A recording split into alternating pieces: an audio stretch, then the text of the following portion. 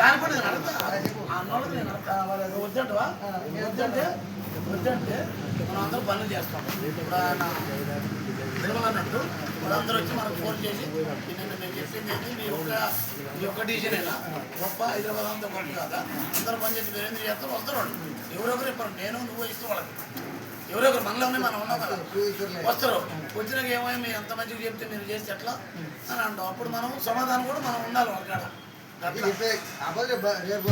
Ready అందరికీ అభ్యంతరం లేదు. ఒక రోజు పని పెడితే ఎల్లుడి తెచ్చిపోతుంది ఏదో ఒకటి